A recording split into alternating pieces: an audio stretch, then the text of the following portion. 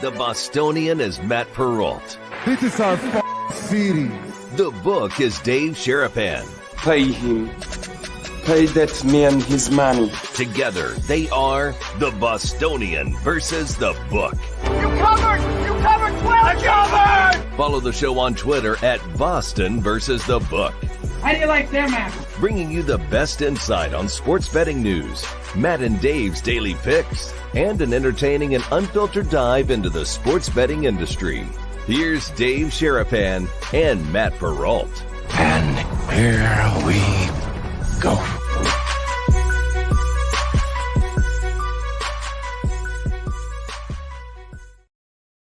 Hi, guys. What's up, and welcome to another episode of the Bostonian versus the Book. We are back live after a quick little 2-day hiatus. We'll get to where Dave was. Sharapan, Perrault, live on YouTube at Boston versus the Book.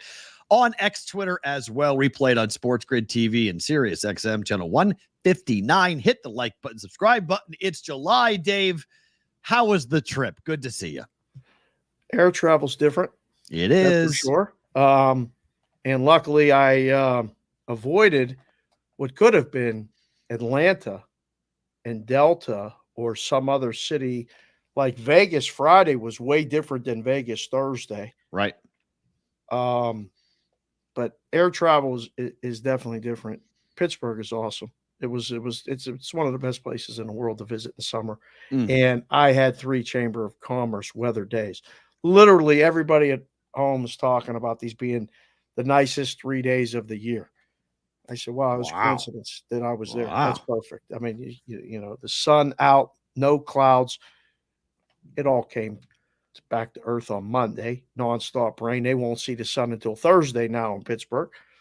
But tell us about Friday, though. I need the lay of the land on Friday, because you were in a suite for what may have been the best Pittsburgh Pirates game of the year.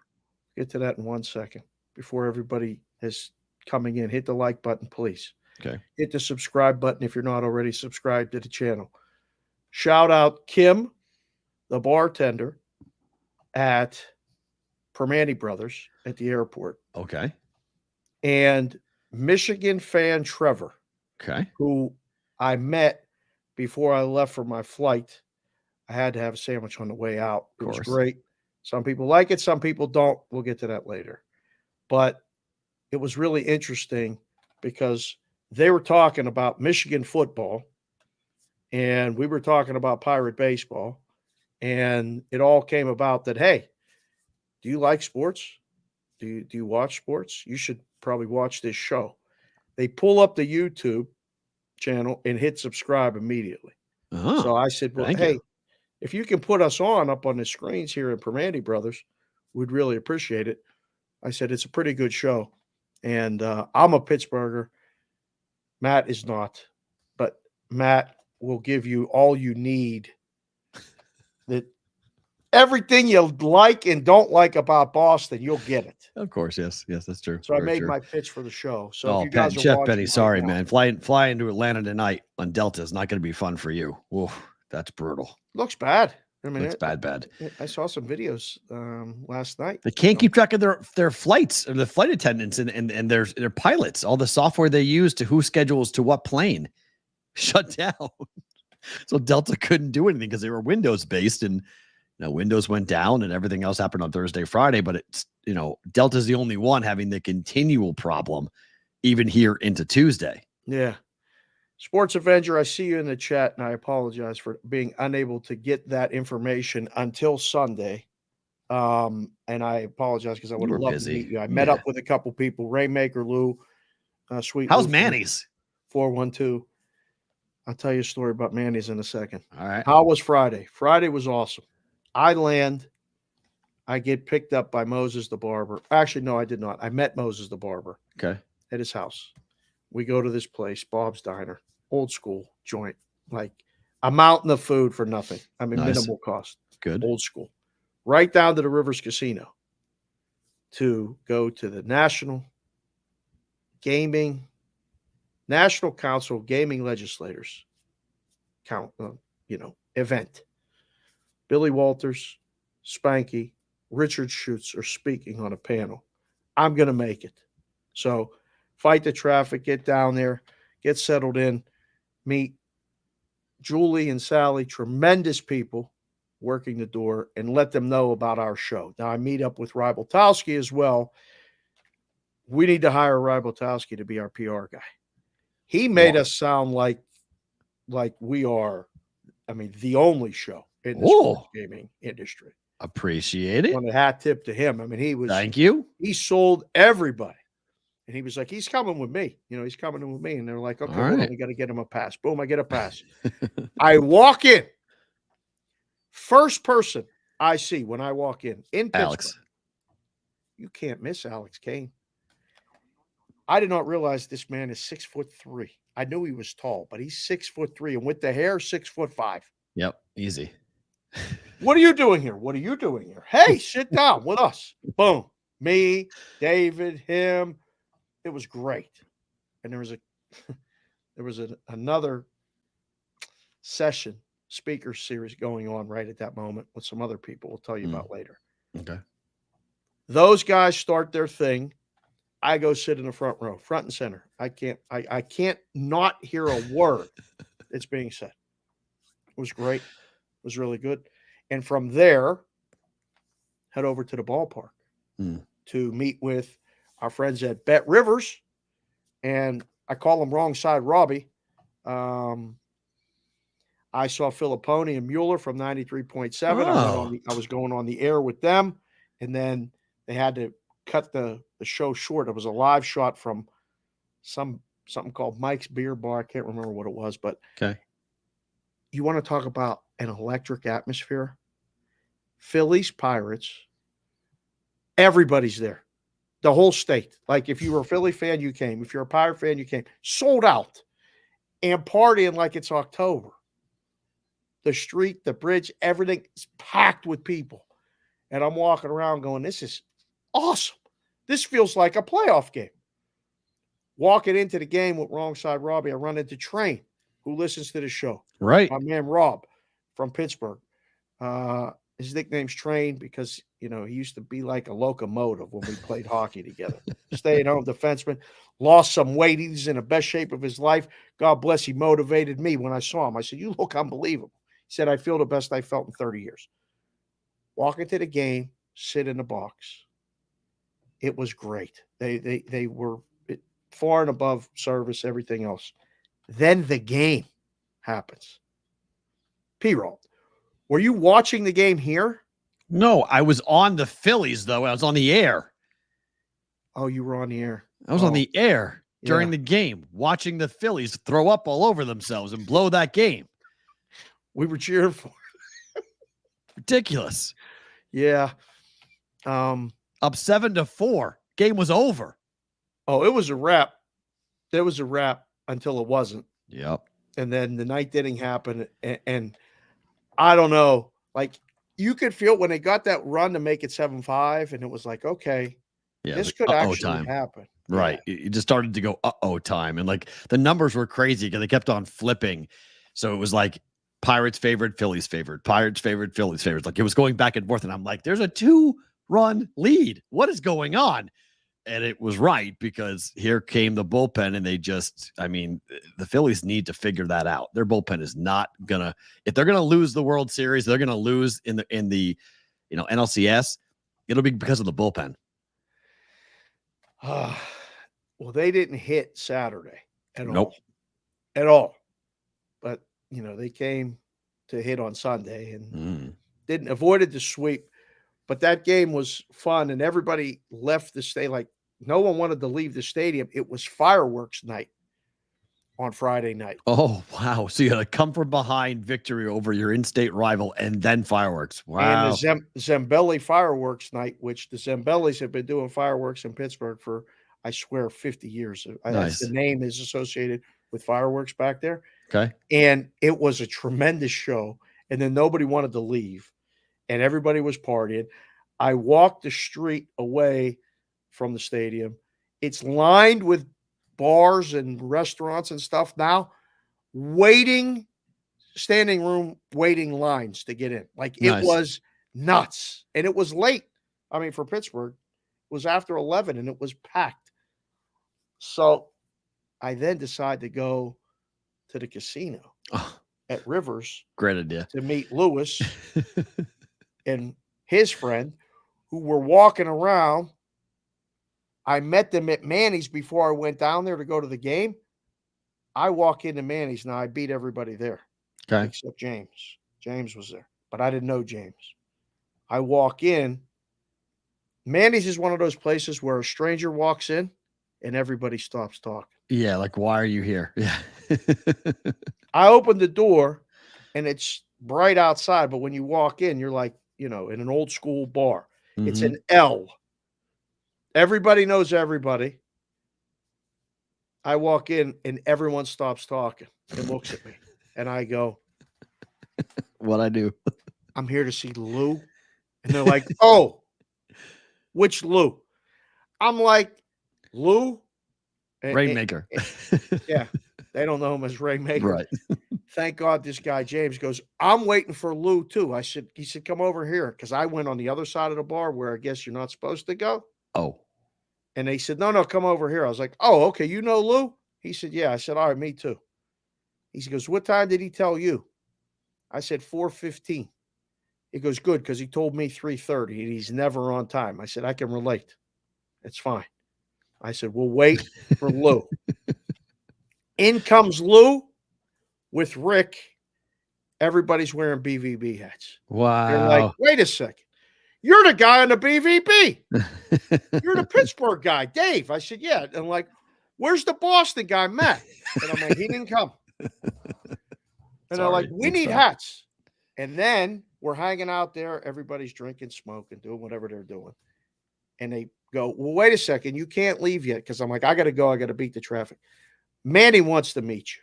I said, oh, Manny's here? Oh. Yeah, he just got here. Hold on. So Manny comes from the other side, this back door that every bar like that has. Yep. For whatever reason. Yeah.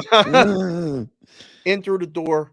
Yep. Hi, Manny. Nice to meet you. You ever see hey, man, I love the show. Goodfellas? I said, this is a little tiny bar. Like, I don't think we could do the show in here. He's like, no, I got a private room over here. He's like, if you guys, we want to work it out, I think we could do the show. I'm like, oh, awesome. So it was great. And that was just the tip of the iceberg. I mean, I was like, there was so many things that happened all weekend. I barely slept. There was a lot of Benny walked in business cash. They had to think you were like the investigator. You're right, the FBI. Or coming to like check on the health code. I need hats, Corbin. I'm coming to see you. Maybe today. If you're working today. Yeah. I may come see you this afternoon if you're working today. I might do the same. My kid wants a hat. Oh, it's Tuesday. He ain't there. He was there last Tuesday. Oh. All right. Well, we'll reach out. Corbin, you working? Put it in the chat. I don't have Sports Grid tonight, so if you're working, I'm done after this. So that's good. I may come by and say it because I need to go get the Celtics championship hat and I need to get a Red Sox model. Madeline wants one. So there you go. Chef said they got Lou was already there. They would have thrown him out. It's very possible. I'm not kidding. Like, it's that type of place. It was like, you ever? I mean, I did that once in where was I? North Carolina, I think. We were there for furniture market, and they said, go to this place. It's really good. And we walked in, and nobody knew who we were. And I had a dress shirt on, no tie. But they were like, can we help you? Well, yeah. Jamie sent us and said we could eat. And they're like, you know Jamie? I said, yeah. Oh, okay. You guys are good. Okay. Wasn't sure. So, all right. Every once in a while, I pull out the and Don, and they know I'm okay. You go in there, start talking fast and not using your R's, and they're like, nah, you know what? You got to go up the street. So Vital was in Vegas last week. It was too hot. I think it's getting too expensive for the average person on the main strip. It's a refrain we're hearing more and more. Also on Friday when CrowdStrike outage hit, you should have seen the Las Vegas airport. No, did not want to see it. Dave saw it on the way out. Dave did see it. I walked in there Thursday. Oh, Thursday. Okay. I got dropped off. And it was chaos. But it wasn't at the Spirit counter. So I was like, why are all these people going crazy all over the place? What's going on? And I went, and surprisingly, there wasn't one person in line at the spirit counter when I walked in Thursday. Not one. Okay. So I walked right up, checked my bag, and they said, whatever, A12 or whatever the gate was. Right. Went up through security. There was nobody there. And then I get to the gate, and I'm looking at these videos, and I'm like, what is happening downstairs right now? What is going on? Bad. No bueno. It was bad. People were pissed off. People were stuck. As I told you, we signed somebody up for the proxy service on Friday. Oh, yeah. Thank you. And it was cool to get him. And it was the guys came in, and they were here for a 40th birthday party. They had 10 couples flying from all over the country to come to Vegas, and they were all scattered across the western portion of the United States. Some got sent to Phoenix, some got sent to San Francisco, some got sent to Colorado. They were all over the place. People were driving. He's like, half our party is not going to make it. The other half is just trying to get here. They came early because it was one of the guys' birthday. It was Pat's birthday. We initially thought it was weather because of that massive thing that was hanging over the city. And I thought that was the case. That was the case it closed for 2 hours. They closed the airport for 2 hours. That was weather related, or that was computer related? Because Friday was computer related. No, Friday was both. Right. It was weather related. They shut the airport down for 2 hours, and that never happens here. So that only compounded the problem for Vegas. It was this weekend, Thursday, Friday, Saturday, Sunday was really, really bad from just from a huge outage / weather / travel. If you guys were flying this weekend, I feel for you because it was all spillover. Everybody who had gotten out of those Delta flights all went to other flights, and filled up their flights, and then those flights got canceled and those flights got delayed. It just was a whole domino effect across the whole industry. So it did suck. All right, what happened last night? This is a crazy story. So Bobby Witt falls a single shy of the cycle last night. The single was the thing he missed. So he comes up with the 6th inning, right? All he needs is a single. He gets hit by the pitch. They hit him. It's a 9-3 game. They don't mean to hit him. The guy throwing for the Diamondbacks didn't mean to hit him. He was pretty upset. He was like, really mad about it. But the last Royal hit for a cycle was George Brett 34 years ago. Wow. So everyone's like, here we go. So who the hell is here? And who is ringing doorbells at my house at this time? No one's package ringing doorbells. Nope. Oh God, Madeline, don't get the door. It's just no, we're not getting the door. People just are paying. You're not supposed to come over here during this time of the day. That's kind of the rule. Summer's almost over. Do you believe it? I'm waiting for Madeline to come down screaming downstairs and saying, "What the heck's going on?" It's a typical Madeline fashion. So it's a game in which everyone there is like, here he goes. Bobby Witt Jr. is going to do it. Well, he doesn't get it, but he gives a post-game interview in the stadium, right? And he didn't get another at-bat? He got hit in the 6th? He failed. He got one more at-bat. He didn't get it. So he did get another He didn't get it. But he was talking about just going after it and trying to accomplish it. And he says, shout out to the guy behind home plate. He called it out in the first inning, said, go for the cycle tonight, Bobby. And I was like, all right, why not? And I almost went and did it. The guy he's talking about is John Miller, who did middays at KXNO. I've known him for like 15 years. Really? He put the video up on KC Royals TV, and there's John Miller pointing at himself going, that was me. And I'm like, oh my God, that's John Miller. So I told JC from KC, it's like, the guy that they talked about on the broadcast, they put on TV afterwards. Like that was a guy who I worked with for years in Des Moines, who now lives in Oklahoma. Right? Like how random is that? So that was really cool last night at Kauffman to see that. But Witt, since the All-Star break, is batting .800. He has 2 home runs, 2 doubles, 6 RBIs. It's a nice weekend. 100. Yeah. That's a nice week. So would he go 8 for 10? I guess so. In official ABs. Wow. I mean, that is hello. Yeah. Going. Yes, you did. You came in right on time, JC from KC. There's the Royals portion of the show. Congratulations. We have more Royals in a little bit. 2-1 win for the Pirates yesterday against the Cardinals. What do you make of Keller? I mean, this is turning into quite the story. We're all talking about the kids, but Keller seems to be the guy that you can really depend upon him. You need one of those, right? A little bit of a veteran presence and someone who can be handed the ball and give you that. Like they don't only score 2, they win the game. It would be nice to have some breathing room and score 4 or 5 or 8 like they did over the weekend. But I mean, Saturday, they got a performance from Ortiz that was great. Excellent. And they wore those black jerseys with the black pants. It was awesome. I was like, what are they wearing? They need to do this a little bit more often.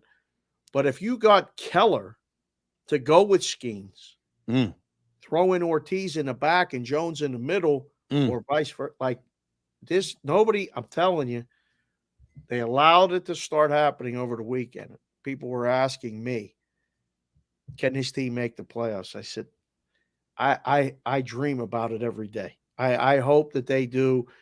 But after they came back Friday, I mean, I was with, Travis and Nikki and their kids and stuff. And I just kept saying to the boys, don't let them in.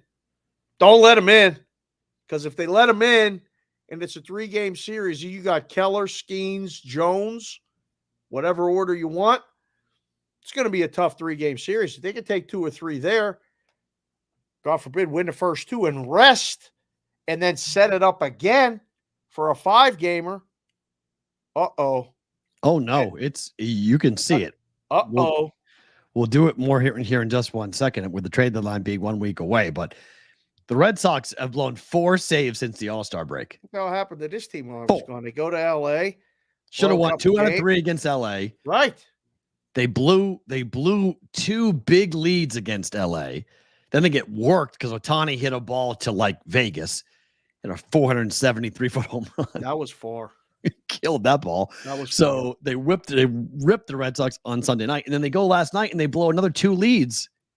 Yeah. I mean, another wide open 2 leads that they blow it directly on, on a game against the Rockies where, yes, the Rockies are sneaky at home, but you can't. I mean, they're up 7-5, 7-7. They're up 9-7 or 8-7. They blow it. They lose the game 9-8 last night. Like, it's just, you can't do this. The Red Sox, those are 4 wins you're going to need. Or at least 3 wins you're going to need.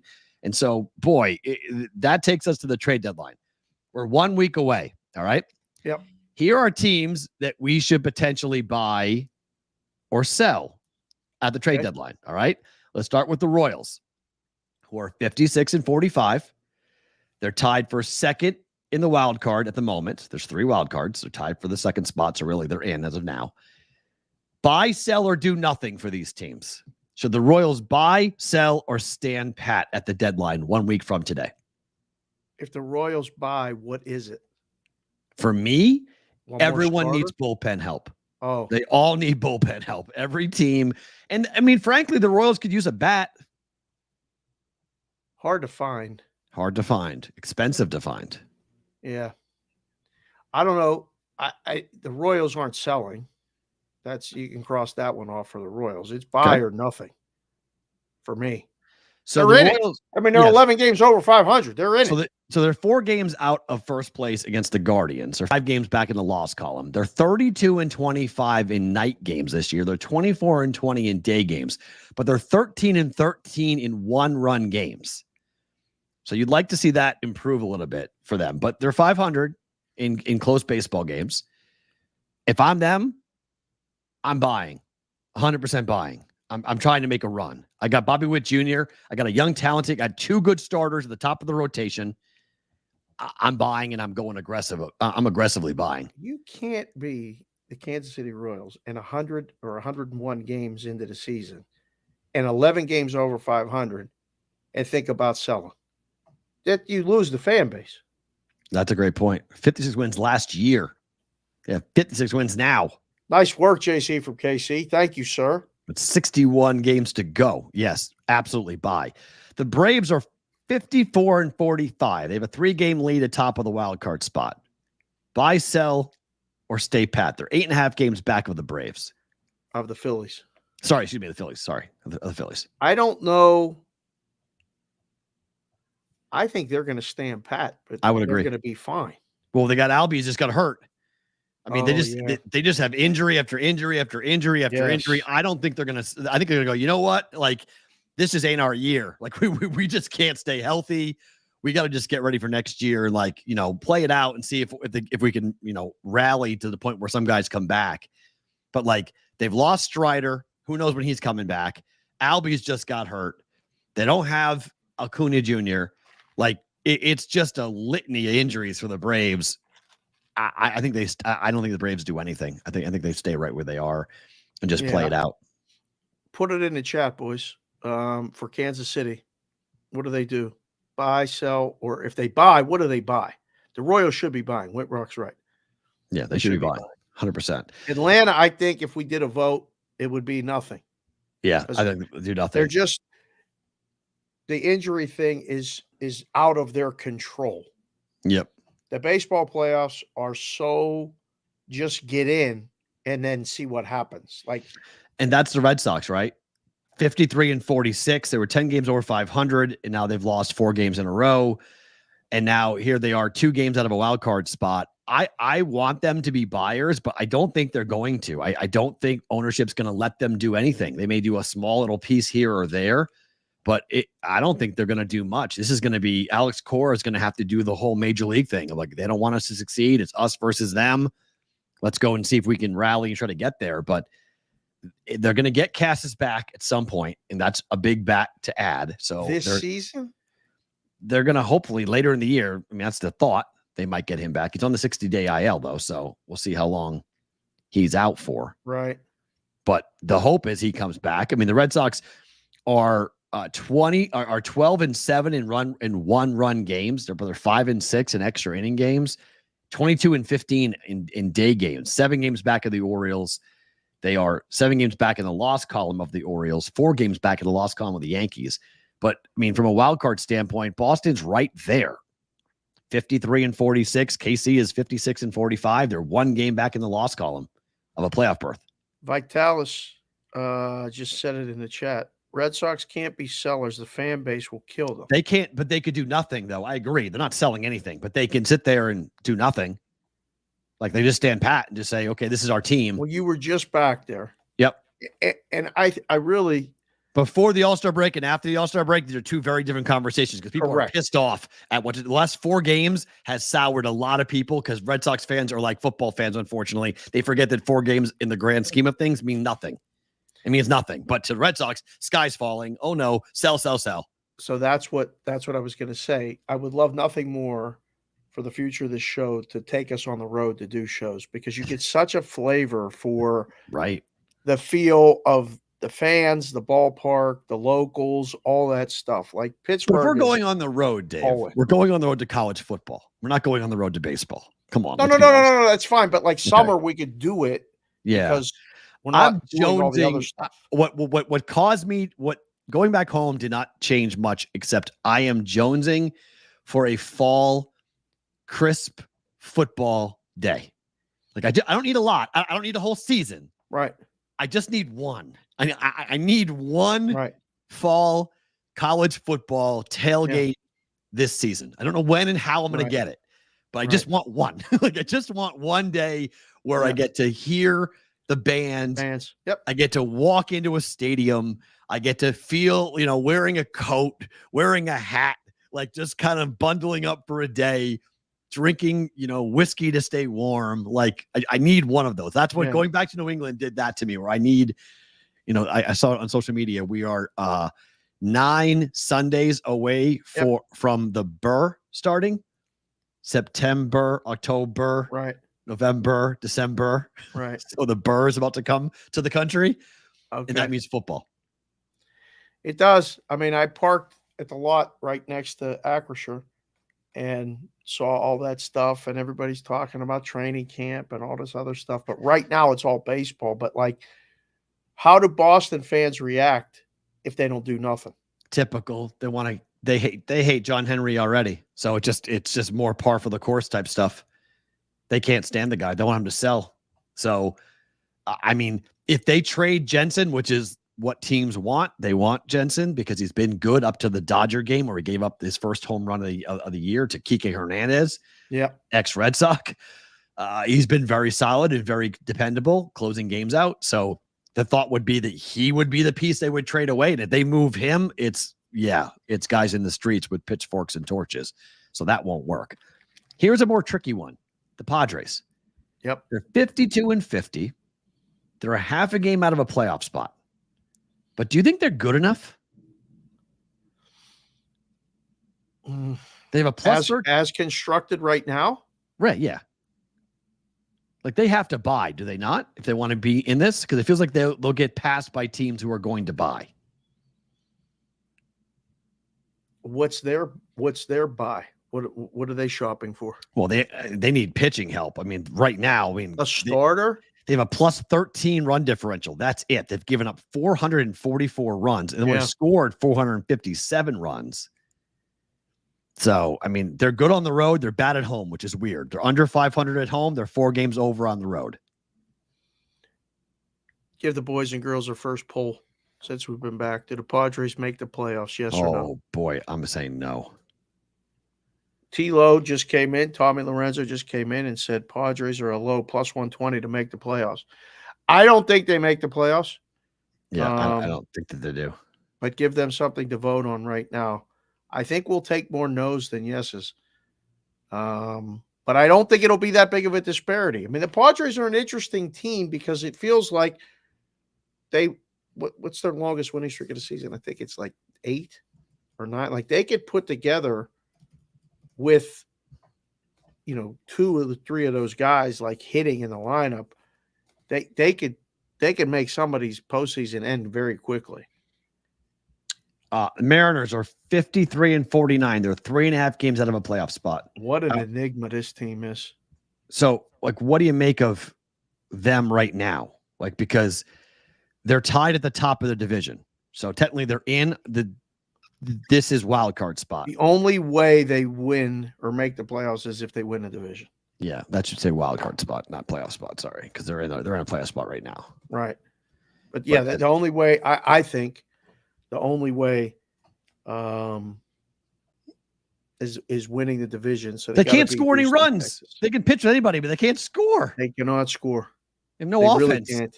I mean, their offense is just completely and totally not what you need in that division. But I mean, in terms of where they are, they're 53-49. The Astros right now have the tiebreaker over them. So the Astros would make it and the Mariners would miss the playoffs. I mean, they've given up 374 runs. That's tremendous, but they've only scored 388. That's by far, I guess not by far. The Rays are 393.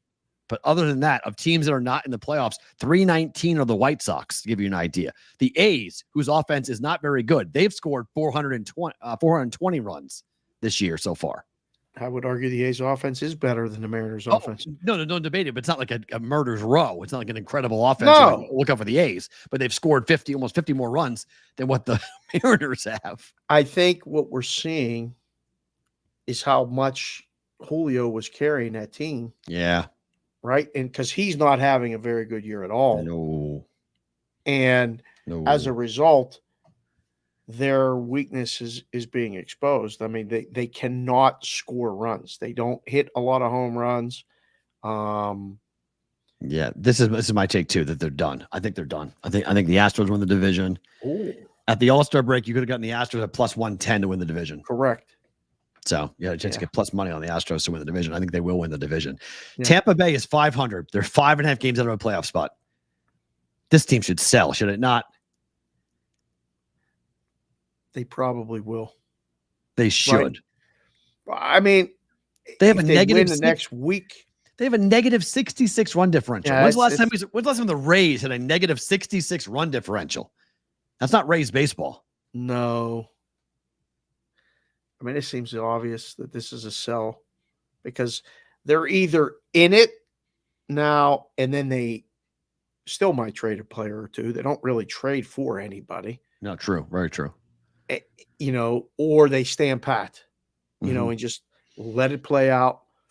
We're not increasing payroll ever. Ever. And as a result, they have success, but this is a 500 baseball team. They're 50-50. They're going to end up with 83, 82, or 81 or wins. 80 wins. Yep. Those 4 numbers. And then finally, Diamondbacks are 51-50. They're 1 game out of a playoff spot. This is hard because I didn't put the Pirates or the Mets on here because I think both of them are easy yeses for buy. Like, it's not even a question. Both the Pirates and the Mets absolutely should be buying. D-backs are one game out, and I'm not sure I'd be buying. I don't know what to do with the D-backs. They need pitching. 479 runs given up. They scored 495 runs. By comparison, your Pirates have scored 416. D-backs offense is good. They can't pitch. Oh, I don't know who the starter is out there that they're going to go get. I mean, unless it's I don't. Crochet, Fetty. I mean, you're in the same boat as that. You're chasing with everybody else. Like, right. There's like 4 arms that are available that everybody wants, and the stakes are going to go higher and higher and higher from a ransom standpoint as to what it's going to take to get them. It's going to be expensive. Expensive at the expense of setting back. Right, your farm system. Yeah. I guess I didn't really realize this, but like the Pirates farm system is really building. Like there's really a lot of stuff behind. A lot of top picks in that. They have, and so far it's working. Mm-hmm. The White Sox underneath, down at Double-A, apparently have a nice building thing. Yep. So they have prospects to deal. It might be one of those guys. I don't know. I mean, I was joking with some baseball guys about Scooble. I'm like, can you imagine him just coming, right down from Detroit, coming into Pittsburgh and making that? But he's got 3 years left on his deal, right? I don't know what the deal is with the contract, but I know. And that's why he's not going to. That's why the trade is so difficult. Right. Because he's got. And apparently the Dodgers are really interested in him. But no, okay, I was wrong. He signed a 1-year deal, an arbitration deal. So he's a free agent at the end of the year. So he's going to, good luck. He's a rental. Yeah, Fisher. I'm trying my best. I know he's a Detroit guy. I see you, Fisher. No to Scooble. He has to stay. He has to stay in the D. I know. You're right. He should. He should stay, but I mean, can you afford him? Do you want to pay him? Because someone's going to pay him. And if you're not going to pay him, you might as well trade him. It's one of the weirdest things about baseball. Like you know the guy can do it. But you don't want to pay him. You don't want to pay him, and then you go watch him have success somewhere else, other places, in different uniforms. Yep, sucks. Yep, but it's not our money. That's the problem. If every fan had access to the funds, we would pay them. Right, Lewis. I see you working here, sir. We'd be better off just saying what teams are out of it than saying which ones are in it. Fair, because it feels like it's a lot. Teams that are out of it, there's 4. Yeah, it's a short conversation. Marlins, Rockies, A's, White Sox. That's it. And Angels, 5. Right. Want to include the Blue Jays? You can if you want, but there's really it's a short list. This is what the third wild card has done. Not to besmirch Toronto, but they should be on the not list. They should be the selling list. No, they should be selling 100%. There's no debating there. Is Vlad Guerrero going to get traded? He should. I mean, Bo Bichette getting hurt really screwed them up because they were going to trade Bichette for sure. And now he gets hurt. So that kind of screws it up the plans a little bit from a sell-off perspective with the Blue Jays. But, I mean, look at if you go from the Washington Nationals, who are 4.5 games out of a playoff spot, you have 1, 2, 3, 4, 5, 6, 7, 8, 9, 10 teams within 4.5 games, or I guess technically within 7 games of each other for 3 spots in the wild card. That's insanity. Like, it's just so tight. 53 losses to 45 losses. So 8 games in the loss column separates the first wild card from the Washington Nationals. Right. Who are 47 and 53. I mean, the National League wild card is just everyone's in it. So like who should be buying? All of them should technically be buying. We know that's not going to happen, however. Right. So now the problem is who's available? What will you give up? Who wants to trade whom to where? But Scooble to the National League, if I'm the Tigers, if I'm going to trade him, I want him on the National League. I don't want him anywhere near the American League. Right. Hope he stays in the National League. I don't want him coming to the National League unless he's coming in this. That's what I mean. To Pittsburgh. Send him to Pittsburgh if you want. I mean, send him to Pittsburgh, send him to St. Louis, send him to Atlanta, send him to, I mean, everybody could use him. Everyone. So, I mean, we're a week away, but this is when the deals start to happen. I actually like trade deadlines when big deals happen early in the week. So it forces the other teams to respond. Make a move. Right. And we get the back and forth going. So I hope we see one of these big guys, these big names, Fetty, Crochet, Scooble. I hope one of the big arms gets traded early, and we do have an arms race that starts with the trade deadline being kind of crazy and everybody trying to add talent. That's good for baseball. Right. Because August 1st, I hope it looks different, but I don't know. I mean, we'll see what happens with that. But, I mean, Trout's going to come back. Trout's going to play. Why? It's a great question. Why? But Trout saying he's coming back. He wants to play. It's ridiculous. I don't understand it. I really don't. I'm with you. I don't understand anything that's going on there. But it's the Angels. You made your bed, Mike. Sorry. You got to live in it. Explain this to me, Dave. What is going on? What is he doing? That's who? That's Joe Burrow. That's Joe Burrow? That's Joe Burrow. Did you ever do that to your hair? Never. I basically have my hair like that now.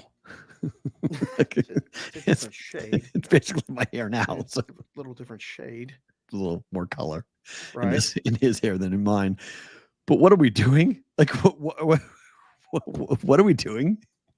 Are we like doing the homage to Eminem? Like, you know, the death of Slim Shady just came out. So like, what are we doing? Did Burrow start a rap rock band? Yes. 100%. I don't know what he's doing, but I like it. You like that. So you're in on it. I did that. Oh my. I did it twice. What do you mean, Monty?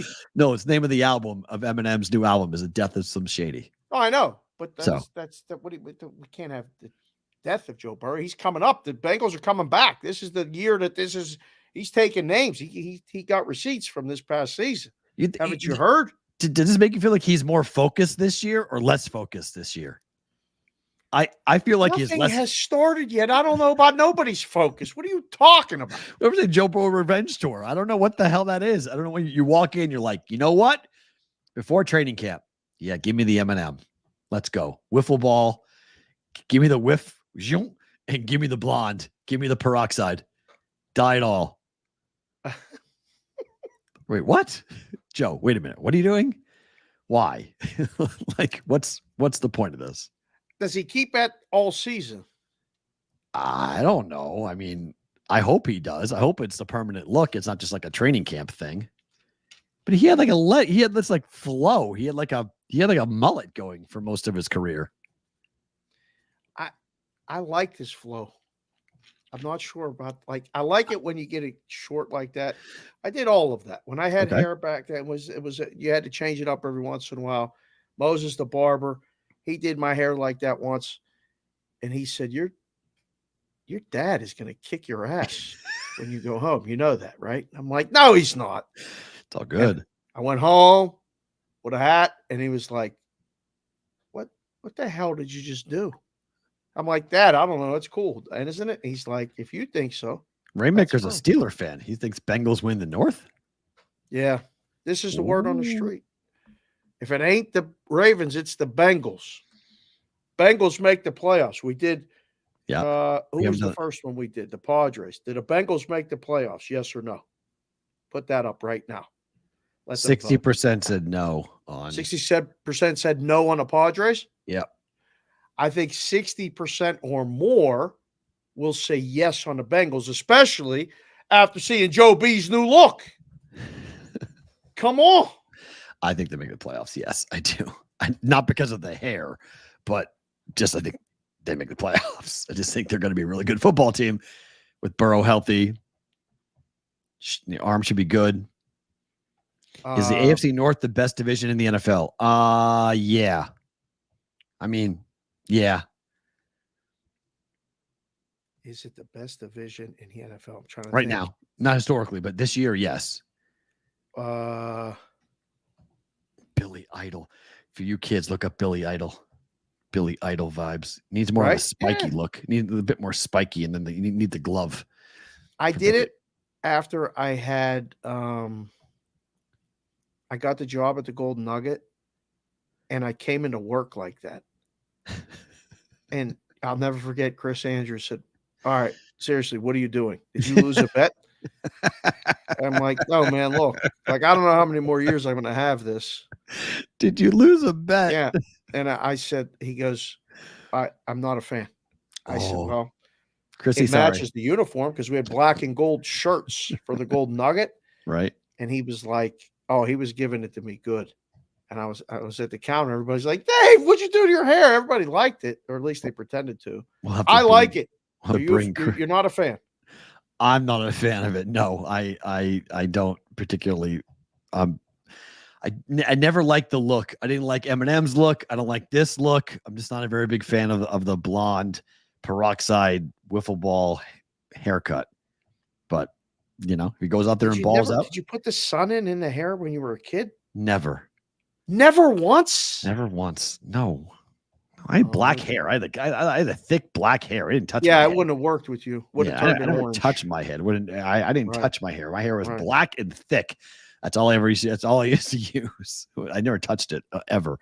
My daughter could probably do it because she goes out in the sun and she gets highlights like crazy. Right. So she gets those blonde streaks in her hair all the time. When she's out there.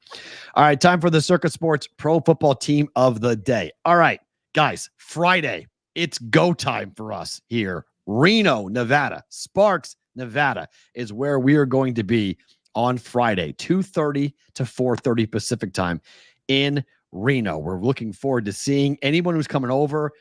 We are pumped. We're going to have Derek on site. He's going to be with us. We got Mike Palm. We got Jeff Benson. There's going to be the ultimate contest party. Any entrants will be able to join us for a cocktail party and a meet and greet that night on Friday night. So if you come to the event on Friday, and you want to hang out with Derek Stevens, Mike Palm, Jeffrey Benson, come on over. We'll be there in Sparks, Nevada. They have a special cocktail party for anybody who's going to sign up for the contest on that day on Friday for the ultimate party in Reno with BVB live from 2:30 to 4:30 coming up on Friday. In case you don't know why we're heading up, we're going up there for $16 million in guaranteed prizes. $6 million for the million, which is 5 picks against the spread every week. One winner in Survivor each week will help you advance to $10 million in guaranteed prizes with Circa Survivor. Log on to circasports.com for more information. If you guys are coming to Vegas, however, and you do want to take advantage of these room offers, 25% discount for one night at Circa the D for Golden Gate for one minimum, all the way up to a complimentary 3-night stay at Circa for a full house, which is 10 survivors in 5 million entries. You can email info@circasports.com or go to circasports.com for more information about these contests. Dave, our team of the day, are getting kind of into the interesting ones. The Raiders. 6.5. I think the Raiders are very interesting for a variety of reasons, because could Devontae Adams become a problem if the quarterback play is lacking? It's Gardner Minshew or Aiden O'Connell. We start camp tomorrow here in Vegas for the Raiders. Are they doing it here? Well, actually, no, they're in California, right? Sorry. Right. They start in California and then come back here. Sorry, they're in California first. Okay. Southern Cal first. Okay. And then coming back over. Yeah, we're going to try to reach out to our guy, see if he can join the show From there. That'll be fun. AFC North may be the best division in football. The AFC West is not, but it has the best team. Super Bowl champ, Kansas City at the top, Chargers on the up, Harbaugh, blah, blah, blah, blah, blah. Denver, I still think, is going to be worse than this team, but the season could go anyway. Do you think Adams is being a problem right now? I don't think he is. I don't think so. Not yet. But the 6.5. He is? But the 6.5 win total, it's juiced to the over for them. Right. here's your schedule. It's not that easy. Okay. This is going to be one of those years where you got to look out for it. All right. They open up on the road at the Chargers and at the Ravens. They would be signed for any amount right now to split those games. Hell yeah, they will. They'll pray to split those games. They're not going to. Then it's Carolina, Cleveland, home. Well, ideally, they win both of those games. Cleveland at go home. 2-2, Wow. but the Cleveland game is going to be tough. At Denver. They'll win that game. Home for your Steelers. Invasion of Pittsburgh coming to Vegas. I was there last year.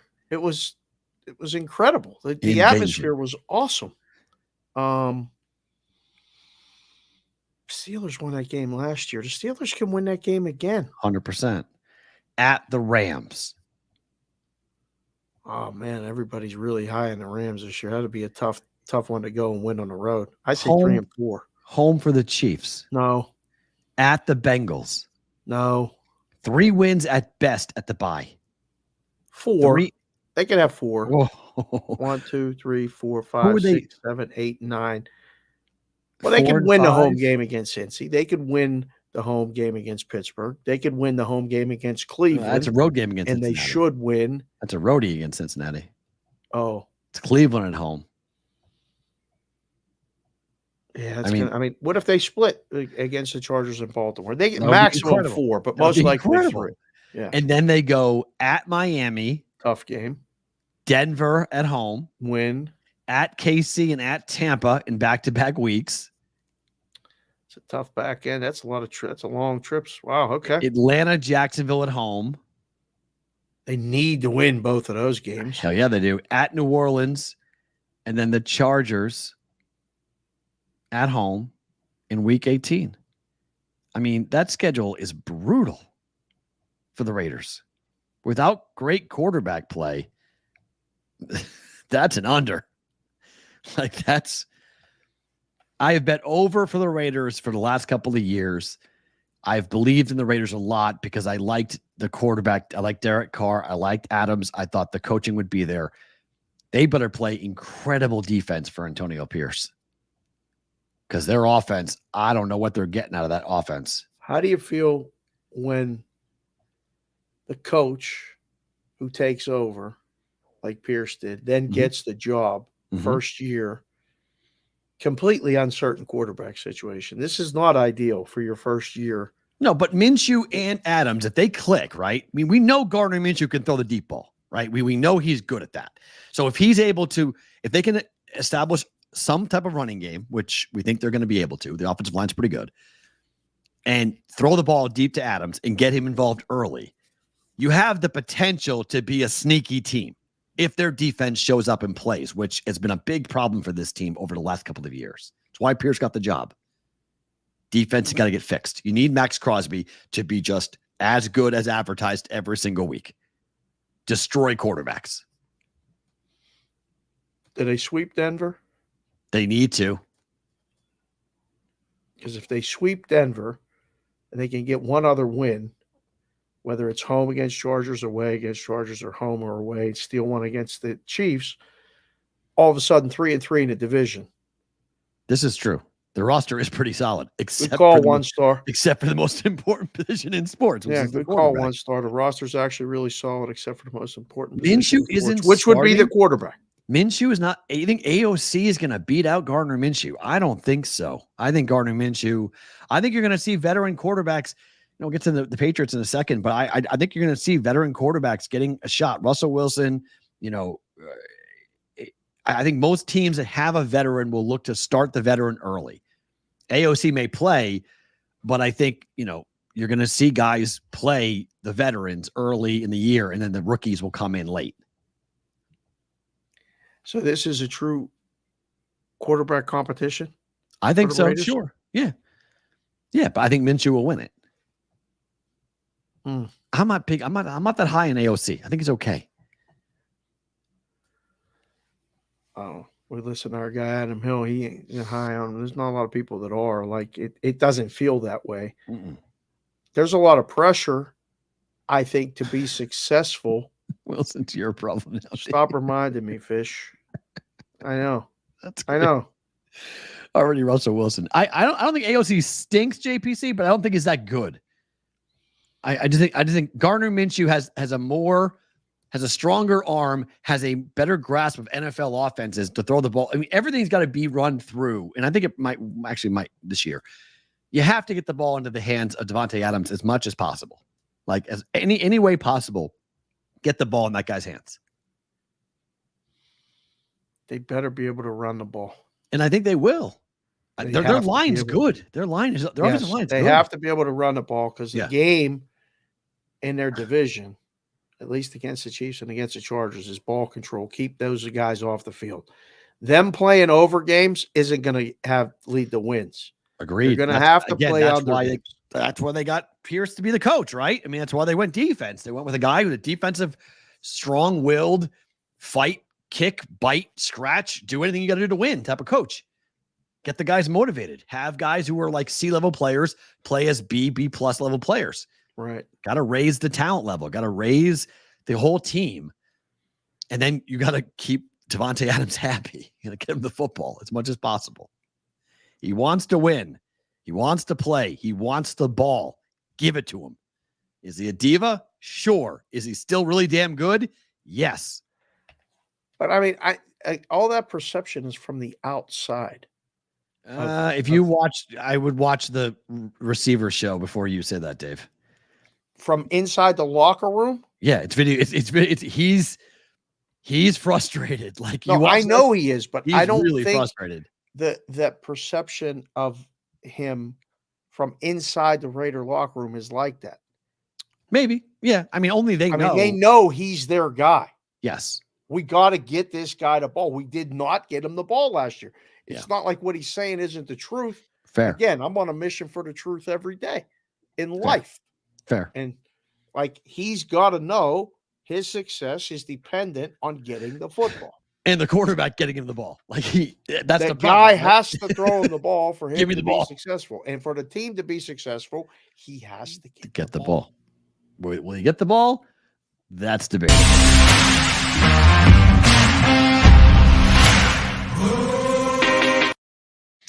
It is time for the Brigade Proxy Service Pro Football Story of the Day. There's two of them, actually, that we'll get to for today. If you guys are looking for a proxy service, if you are interested to the Circa Million Survivor or the Westgate Super Contest, you guys can text us at 702-570-8255. I know this is plan and book time for a lot of you guys, okay? September the 7th, that's your deadline, okay? That's when you cannot sign up for these contests anymore. So you basically have 5.5, 6 weeks to get everything squared away before football starts. It's ridiculous. The kids here in Vegas, our kids go back to school in 3 weeks. Summer's over. Playtime's over. It's time to go. It's football season. Mm-hmm. So 702-570-8255 will give you all the information you need to sign up with us. Got to be here physically in person to do so, but we'll take care of everything else for you guys this season. Or go to our website, thebbbshow.com. Send us an email and explain what's going on. Guys coming in, guys, I want to do this, I want to do that. Book the appointment. We have a very busy August coming up. We cannot wait to see all of you coming to Vegas to be a part of this. And remember, August 22nd and 23rd, Circa Sports Ultimate Football Contest Weekend, BBB Live, Thursday and Friday at Circa Sports. So if you're looking for our next live shows, that's our live shows. Our next one after Friday. Reno Friday, August 22nd, 23rd, Thursday, Friday, live from Circa Sports in Las Vegas. That was fun. We've done that in the past. It's a good time to be in town. Do it. Sign-up's easy. Process is about 15 minutes max, depending on the time we all meet. Get there. You do have to physically be in Nevada to do it. It's your only trip in until you come back to pick up the money. Then you get a nice blue jacket and all this other stuff. Fish is there. I'm in with the BVB proxy come Labor Day weekend. Can't wait to see you, Fish. We'll communicate before I get you some Detroit model. One snap, Avi just jumped at the red light on that Stinger LMAO. See, when you don't see it coming, like I know I have an idea when it's coming because of the rundown. None of you have a clue. And we've been asked if we're going to put a graphics thing on the side so we could see the stories coming up like some other shows. No, we're not going to do that. We like the jump scare.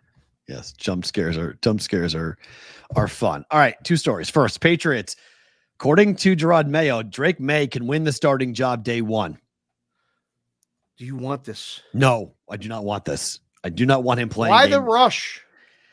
Here's what I will say. I do like the fact that Gerard Mayo is saying the kid's got to win it. If the kid wins it, the kid plays. I don't mind that. Now, that means he either has performed really well or Jacoby Brissett has stunk in training camp. So the hope is Brissett plays really well, Drake May plays really well, and then they play Brissett just to let Drake May get ready. And then when it's his time, they play him. That's the ideal. The problem will be is if Drake May plays well and Brissett stinks and you're forced to play the rookie day one, game one, not a fan of it. Not a fan of the mistakes he'll make and the mistakes he'll make, but it's very much possible. It's on the table, at least, that he could play good day one. I know they don't look at the gambling stuff, especially at the facilities. Right. Mm-hmm. But if they went and looked and saw the season wins was 4.5 or 5, like I remember when Peyton Manning went 1-15. Like they're going to win 5 games, Dave. No, I know, but like going to win 5 games. I'm going to go. Drake May is not Peyton Manning. Drake May is not Troy Aikman. Patriots are better, but the Patriots roster is better than that Colt roster. I understand, but like it was okay because they didn't have another option back then. Like they drafted those guys and said, "You're playing. We don't expect to win. Just don't get hurt and learn on the job." That's on the job training. OJT. My dad used to say that all the time too. I don't think they need to do that right away. Now, if he wins it, how does Patriots fans relate? I mean, there's Chef Benny. He's a Patriot guy. Play May. Is that what they're saying back there? Yeah, they want to see him. B, they want to see him? They want to see the kid play. They look, you drafted a guy in the top 5, okay? Last quarterback to get drafted that high was Drew Bledsoe. They don't draft quarterbacks that high. Drew Bledsoe became the first $100 million quarterback in the NFL history. I mean, this is, I mean, they're expecting that type of stuff out of him. Like he's supposed to step in right away, but I would then really go Belichick's breakdown of him scares the hell out of me. Of who? Drake May. Was it bad? Yeah, Belichick said he can't play right away. Belichick said he needs a lot of seasoning, makes a lot of mistakes. He doesn't see the defense. He's going to throw a lot of interceptions. I'm not a fan of him playing in September. October on, I'll listen, but I don't want to see him play in September. And they got a rough schedule to start. Yeah. This is not, I mean, it's not like you're putting them in and you're going to get a couple bunnies or at least, yeah. You know, he's seeing good defenses. Out of They're the gate. dogs in every single game. Yep. Oh, man, that's going to be. But they're going to win. I mean, coming off the success of the Celtics, if you like the name of this show, Bostonian versus the Book, the verses in the book is going to get the scales tipped the other way after having to deal with the I have Celtics a ring. stuff. I have a ring in 24. It don't matter. I'm good. 2024 has been good. I'm good. Okay. I got a parade. I'm good. Anything happen with the Patriots, it's all good. The cherry on top of the sundae is the Red Sox make the playoffs. That's even better. Like that's just beautiful. Here we go. And then if Draisaitl becomes a Bruin, even better. Like, let's just keep this rolling. Wait, there's talk of this? Oh, yeah. They've been trying to get Draisaitl for a while. Yeah. So if he winds up being a Bruin, then it's even better. A big, strong, left-handed winger like that in a Boston uniform, that wouldn't work. Nope, never. So if that could happen, that would be beautiful if they could somehow swing that deal to get him out of Edmonton. So, the other story is that Jordan Love is at Packers camp, but he's not practicing. Sorry, that should say not practicing. No, he's there, but he's not practicing. Just hanging out? He wants the biggest contract ever. You cool with giving Jordan Love the biggest contract ever? I'm not the person to ask about the negotiations because I don't know what anybody's value really is. I'm beyond unqualified to say. I don't understand how you can have like 1 year of success and then say, I want the biggest contract ever. And if that's what the market will bear, right? That's like, okay, but I don't know. I don't know if that, like, let's do something again. Like last year was great. Major step taken. Everybody on that team knows he's the guy. He knows he's the guy. The fan base knows he's the guy. I mean, there's no more questions no more. You're not an Aaron Rodgers shadow. He's not JPC. It's not going to be nasty at all. He's in the camp. He's at camp. He just won't practice until they get the deal done. It's supposed to be done by the end of the week. But he's going to be the highest paid player ever in the history of the NFL.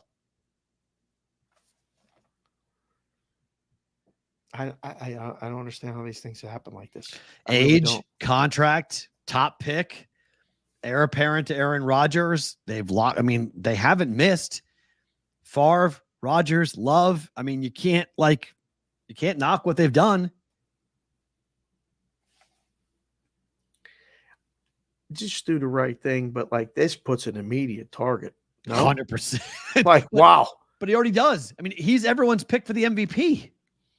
So I mean, there is a lot of love for Love. If he goes and becomes the NFL MVP, this deal seems like a brilliant move. This deal seems like perfect. You paid him, he went and delivered, did what he's supposed to do. MVP year, huge contract, lives up to it. I mean, that's what the projection is. That's what everyone's thinking. Do they win the division? Yes. Packers win the division. Yes. Not the Lions. I like the Lions a lot. If Love takes the next step, outdoor team versus indoor team. Give me the outdoor team. Who wins the NFC North? There's a poll right now. Give them something. Wow, 88%. 88% of the Bengals. Yeah, the Bengals are in. Woo, Joe B's hair didn't affect anybody's thoughts on the Bengals making the playoffs in the AFC North. Who wins the NFC North? Lions, Packers. Should we entertain even the Bears on the list or no? I mean, for the Chicago guys, we got a lot of Chicago guys. Let them vote for the Bears because the Bears aren't winning the division. I don't know who needs to hear it right now. The Bears are not winning the division. Stop. Everybody calm down in Chicago. I love you guys. We'd love to come back. 10 wins. Everyone's thinking 10 wins for the Bears. For the Bears. Yeah. They win 10. Connor Whiskey says the Bears. They win 10 games. They're in the conversation. Anything short of a Super Bowl is a failure for the Packers. Myers. Wow. Whoa, Joe Myers. Wow. How about that? Wow. The Lions are the most winning ATS team. You're saying the Packers win it. Does this matter to me? If a team is winning ATS, what does that matter in terms of winning? What are we doing? Sorry, Adam. We're not entertaining the Vikings. Sorry. Not yet. Listen, Adam, nothing personal. Not with JJ McCarthy. We're not going to entertain that yet. Stop. Yeah, like we can't, like, we didn't even want to. I mean, I felt better not involving the Vikings in that poll because it would have got no votes. And like zero. when you put a candidate up with get no votes, that's even worse than just not putting them up. But guys, just as we talk about this stuff, like your record against the spread means nothing. Like it matters to us. It doesn't matter to them. It's about winning football games. It's about who wins. Not about, hey, by the way, the best team ATS. Great. Like it doesn't matter.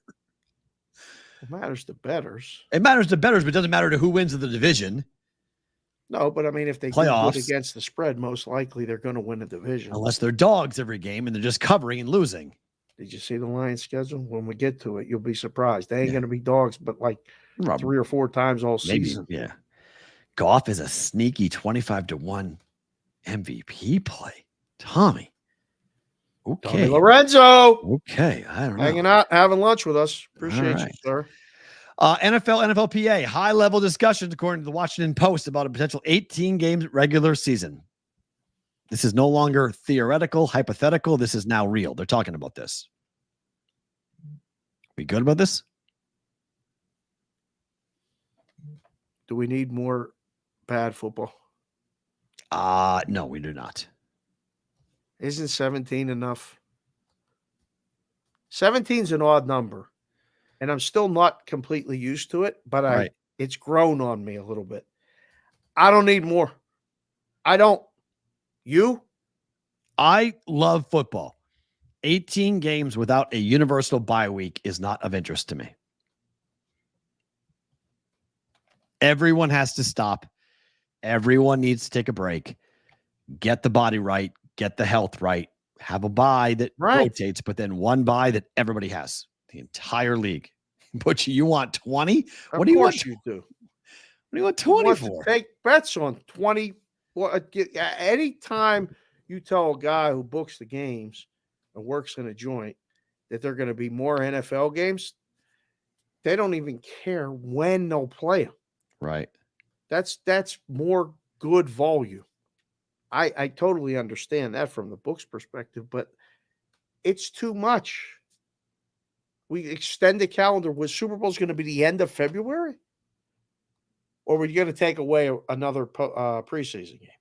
That's what they'll do, right? Well, they're going to kill it. We know they're going to kill the preseason games. We know that we're going down to 2. That's going to happen. So they're not going to extend the calendar. They're just going to take away a preseason game. Correct. And build the season into starting a week earlier. Correct. Yep. Can't go later. NFL in-season tournament. No.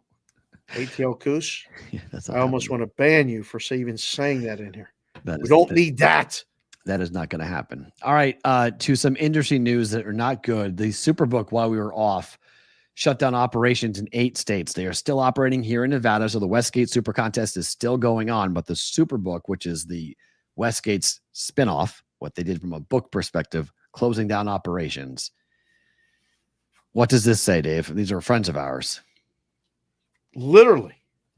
Well, as of right now, the Super Contest in Nevada is fine. Yep. The book in Nevada is fine. I don't know. These are guys that, I know for years in the space, in the industry. They take bets. This is a book. They book games. And it's a bummer because I was trying to get to Baltimore and, they made an investment in a book and in Camden Yards and did all this stuff, and it's done. That's it. It's the tip of the iceberg because it's not the only one. I mean, I was getting a text on Friday. I was like, what just happened? Said, you know what? We're not even going to, in July? Time to do it. Time to do all this stuff. I mean, you do one more football season and grab the money. No, not if you're losing money. Well, if you're losing money, you don't. But and they were clearly they weren't going to compete. They didn't want to have the license anymore. This was a money situation. You just close up shop right now. This is when you do it. You close up shop right after the NBA Finals, right at the All-Star break. Baseball, just goodbye. Close everything up and be done. You can't do it because if you wait till August 1st, when everybody wakes up, you start taking all sorts of future wagers for football, and people start betting you with football, and everyone gets you can't do it. If you're going to close, you got to close like right now. July is the time to shut this down. See, I'd close in February after the Super Bowl. Yeah, but then you have March Madness. You have back one more time. I'd close. Let's do football season, and then close. Yeah. If I was, able to make that decision, I'd be like, well, we can't close now. All we got to do is open the doors in a month and watch it come in. Right. 1 month from today is going to be week 0 of college football. Just listen, everybody just breathe and we'll open for football. But they made the decision. But they weren't the only ones. Betfred shut down Ohio. And Maryland. And more coming. I mean, there's more coming. I mean, there's going to be multiple. I mean, Betfred's just going to keep on. I can't believe Betfred didn't just shut everything down like Superbook. Like Superbook just said, okay, we're all done. We're all 8 states. We're good. Betfred's going to do a drip, drip, drip. Ohio, Maryland, and then just kind of go down the road, go down the list of but Ohio. I mean, we know people that were moved to Ohio from here to go run the book there and spend all this money with the Betfred was the official book of the Bengals. They had they're on the stadium. You could walk in. And we were like, what are you guys doing? Like, what's the point of what you're trying to accomplish with this? Like, what's the angle? They came into Vegas and they don't have mobile in Vegas. They just have over the counter. And they went through all that rigmarole to get the license in Las Vegas. Like, why did you go through all that?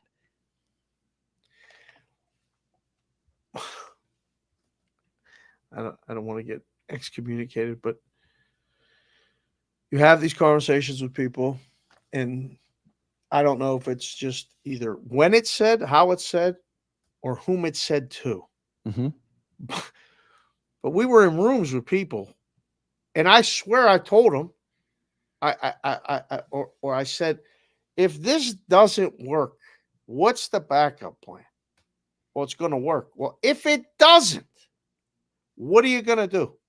Because you literally might as well take all this cash and light it with a torch and just burn it. And I think of like the guys who we know that were working and living here that they said, "Oh, you're on the Ohio team now. You go to Ohio, you do this and you do that." And I'm like, they ain't even gonna last. You know, when you go to a wedding and you know it ain't gonna last. Mine. You know, I mean, have you ever sat at a wedding and gone 1.5? And the guy's like, "What?" I'm like, "Number of years." Like, oh, that's wrong. Yeah. Can you see what I'm seeing? And I did, Tommy. And I feel bad, but the suits sometimes don't listen. And now, is it happening faster than you thought it was going to happen, P-Roll? Or are we right on pace? I think we're actually slower than I thought was going to happen. I thought we'd see contraction faster than we have. Like, I think some books just hung on just to hang on. Like, I think most people, if you look at the numbers, I mean, the smaller operators have been getting their teeth kicked down their throat for the better part of 2 years. I mean, if you're not bonusing tremendously in certain states, they're not going to use you. FanDuel and DraftKings are taking 85% of the market share. You're fighting over 15%.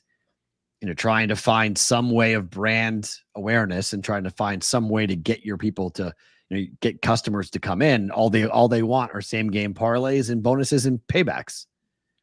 So, and it's hard to do that when you're a smaller operator because you're just trying to book the games. And if it's a 2% to 5% margin business, you can't live. The product that will guarantee you a double-digit return, I still think is not sustainable to continually get new customers. Mm-hmm. So I'd rather have more customers and a lower hold that's longer-term sustainable than that short-term blast of, let's take everybody's money. Well, what happens when they all leave? We're not going to bonus them again because we're only going to get the bonus abusers. Or they're going to stop betting because they're broke, don't have the disposable income. Mm-hmm. They're not coming back. I mean, sometimes it's as simple as I sign up for this account. I bet here. I can't win here. I lost. I didn't sign up again. Like, that's the mentality of the gambler. I think the industry has not taken the gambler mind and applied it to what they're doing. Like, they got to have somebody that understands all the facets, both sides of the counter. And they did not. I think it's happening. It may have been dragging or not happening as fast as you thought it was going to happen. Mm-hmm. But I feel like we're going like this, and then there's a cliff. Bye-bye. Fair. You jump off and pull the cord. I'm done. There's no like, maybe we'll go another season. Maybe we'll this. No. You saw WinBet last year. Shut it down. Yep. Like, we're done spending money towards this. And it's not good for anybody. It's bad for the business. There's no debate there. It's bad for the business. But I think the more like ESPN bet's a really interesting case to watch, because if they can't generate revenue with the amazing amount of marketing dollars and spend that they have got going on right now, Big overhead. I mean, they are using all their talent. They're integrated the ESPN app into the ESPN Bet app. The odds are right there. It's a click through. ESPN's app has been the #1 app since basically apps were created. And if you can't take somebody from the ESPN platform to the ESPN Bet platform to go and bet, there's no shot for anybody. Like the people aren't going to, you got to find a new way. Just because one of your talent is sitting up there and saying, use my boost, here we go. Like, it doesn't get people to go and bet. Doesn't generate the revenue. Contrary to a lot of people's in the industry's opinion, it does not work. Oh, yeah. I mean, the juice, it's in the red in a big way. I mean, it's ESPN bet's failing at the moment for what they projected. Now, they say everything's going to be fine. They say it's all good. Like it's going to get there. But as of right now, there is no indication that it will get to where they thought. They thought they'd get 25% of the market. They have 5. If they're lucky. In certain Right. states, they have 5. Less than 5 in certain states. Yeah. And they had the platform already. Like they just Barstool. took them from one to the other. They just have the biggest megaphone and, places to see people talking about it. But I don't know, man. I'm funny- discouraged. I'm not going to lie. Like The I'm funny bummed part out. about this, Dave, is this. The handle was up 25% across the country in quarter two. Thanks to your Celtics. It was up to 35% in June. Like June was good. Q2 was good. Celtics. What? Everybody in Boston was just betting on the Celtics? I think a lot of people, not just in Boston, I think a lot of people were riding the Celtics. Okay. It was a good year for the favorites. March handle was up. Connecticut won. June handle was up. The Celtics won. When the favorites win, new people, new to the market, new to the betting place, go, oh, well, the Celtics are going to win. I'm going to bet them. And they did. Butchie's asking me where. Gross gaming revenue for online sports betting jumped 25% in Q2 of 24, according to Jefferies equity research analyst James Wheatcroft in a Monday morning investor note. Whoa. So where new state launches were included in the data, revenue leapt 41%. Handle rose 29% on the same store basis, 42% all inclusive. Well, the March handle was a new state. The North Carolina handle helped grow a lot of the sports betting revenue handle, whatever you're calling it. The numbers in North Carolina were absurd, but it was March. Right. And it was March Madness, and that's a college. That was Q1, though. That was Q2. That's Q1. So that's not factoring into this. National championship game was Q2. Won and got promotions. Fair. In March. Yep. And played more in the second quarter. In April. Yeah, that's 100%. That's possible. Both handle and GGR, gross gaming revenue, accelerated in June, suggesting an encouraging exit rate for the third quarter. Jefferies Number Crunch estimated that the rates of growth as 35% for handle and 34% for revenue in the last month of the quarter. The prognostication were based on 18 states that had reported OSB, online sportsbook numbers, and 5 that had checked in with iGaming data. So, I mean, it's iGaming states are growing. Growth the internet casino play was consistent with online sportsbooks at 25%. New Jersey was 21%. FanDuel was up. 7 states where the iGaming stuff is legal. Yep. Thought there were more. Nope. It's low. It's a tiny market. I mean, they're more because they want more to come, but they're trying. FanDuel, the revenue was flat at 46% for FanDuel. DraftKings with 33%. BetMGM with 7%. ESPN Bet and Fanatics 3% for revenue in Q2. 3% of the overall. I don't know how you cut into that. Yeah. I mean, it's not like they're not spending. They're doing. Oh, they're spending all right. Holy mother, are they spending? Yeah, they're spending a ton. Yeah, and it's not helping. So no. Why not go get, if you want to book the games, go get people that are going to help you book the games. I mean, as a headline, sports betting up significantly and growing. Wow. So, I mean, for everybody who's talked about the demise of sports betting, it's going down. It's not. It's going up. Now it's going up for the big boys, FanDuel, DraftKings. They're getting more and more people involved and more people interested because people are going, oh, I like this gambling. This is fun. But they're not it's not going down the stream. It's still staying with the two top. It's Burger King, McDonald's. Well, that's the thing. Once you get them there, A lot of guys either have to be limited and kicked out to leave, or they just lose their money and don't come back. But they keep the customer. I think the customer retention rate with those two is much higher. Than a lot of the other places because they have the slickest, coolest looking apps and things like that. And it works. And it works. They get paid and they don't know any better. Price discovery, everything else, they don't know any better.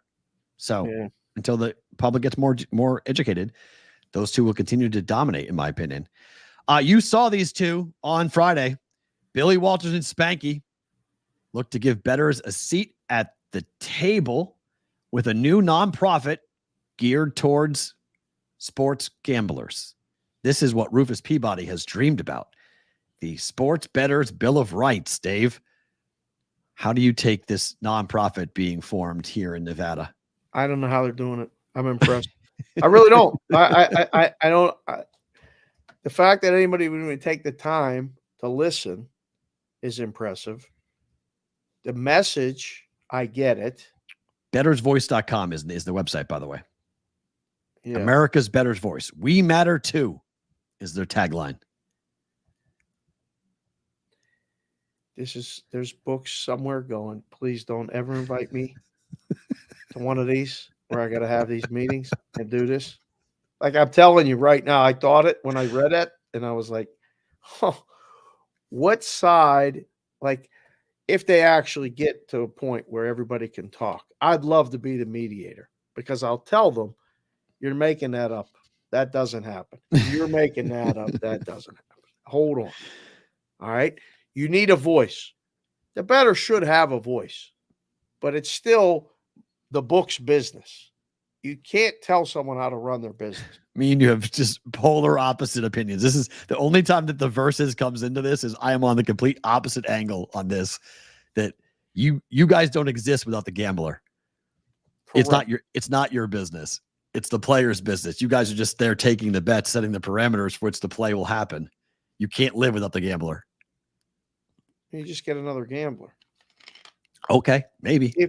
If you play fair, we'll play fair.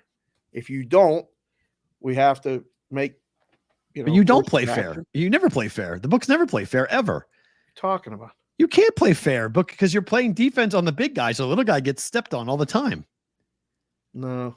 I mean, they get stepped on. You guys play defense and you limit guys like Addison because you're worried about Rufus. Like you're worried about these gigantic guys who everyone gets, flamethrowed by the book. That's a whole different story. That's not what I'm talking about though, because it's ineptitude. It's not the book's not playing fair. It's they don't know how to do it. They don't hire enough people. Okay. To monitor these crazy menus and all these things. So a guy betting F1 for 200, they just say, you know what? We don't want to take those bets anymore because we don't have an F1 guy. Addison got a better shot than betting. Go apply for the job and take the risk job. And then you can make the lines and take all the bets. And you'll find that they'll probably let you go in 6 months to a year because nobody's betting it. It's 11 versus 10 already. We're already odds are stacked. We're already at a disadvantage, and you're able to limit, you're able to kick out, you're able to go ahead and just downplay someone $1.85. Like, look at the guys who were Billy and Spanky are playing, PhD level stuff. Okay, it's like it's on the upper echelon, but there are so many people who are coming into the space new who have no idea where to look for house rules, who have no idea what, these things that are being applied to them are. And they're getting kicked out or limited or put in buckets. They're being treated differently because of what's come before them. And they have no idea. Like there is nowhere to go where I can say, what are my rights as a gambler? Well, it's whatever the book wants to take. Why? And what other device, do we allow this in America to have a sports book be discriminatory and no one checks them on it? Like nobody checks the books. There's nobody watching over the books. The books, whoever you said it's their business. Do what they want. That's not really how America has operated for a long time. That if you're the owner of the business, you get to do whatever the hell you want. That's just different. So I'm very, it's a whole. How many businesses have you run in your life? 3. And I look at where we go and how we do it. And I'm doing media businesses where they're different, but I'm still being dictated to by the government as to how I can and cannot take things. As the books are. Correct. But the books still get to dictate when they take it and when they don't take it. If I am X and you are Y, you can take money from Y because you're a loser and I'm X and I'm not. So I'm getting kicked out because I win and you lose. That's discriminatory. Like that, the books are going to have to answer that question. What about when they kick out the losers?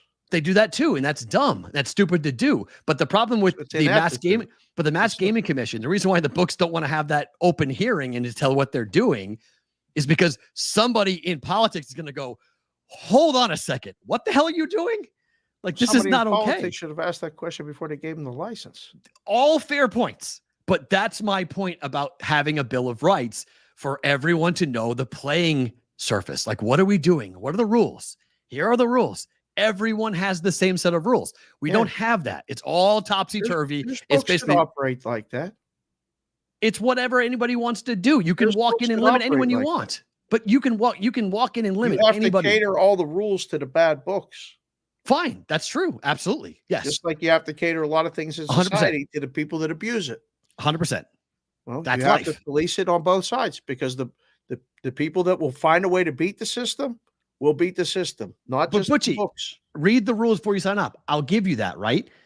But the limit nobody knows what has to happen to get limited. There's no rule that states if you do X, Y, and Z, you get limited. Like you win too much, you're limited. Well, how much do I got to win is too much? What's too much? $100, 100,000, $1 million? Like how much is too much? That's the problem. Nobody knows. It's an arbitrary number of like, sorry, you're out. There's no fair way for a person to get an explanation who calls up customer service and says, why did you limit me? Well, sir, your account was flagged. Why? It was, I don't know. It's the risk team. I don't know. I'm unaware of it. I'm sorry, but I can't do anything for you. Right. Like that's just like, wait, what? How is that fair? Well, just like when you call, you have a credit card with a 3.99 interest rate. Okay. And they just make it 12.99.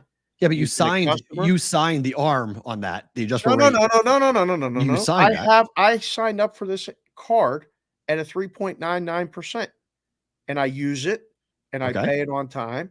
Okay, and then you just rip it up and move on. Well, just don't use them. You can do that in a book too. You are free to do it in a book, but if you are limiting somebody without an explanation as to why you've done it, you have to go through. You have to go to the FTC. No, you have to go to the FTC and explain why you're doing that. Change the rules anytime they want. No, if you have that, Dave, if you have that credit card goes from 3% to 12% without an explanation as to why it did it. You go to the FTC and file a report, and you can get them in trouble. They can be told you can't do that. Trouble? Yes, they can't do that. You then go back to 3%. The government will force you to do that. Okay.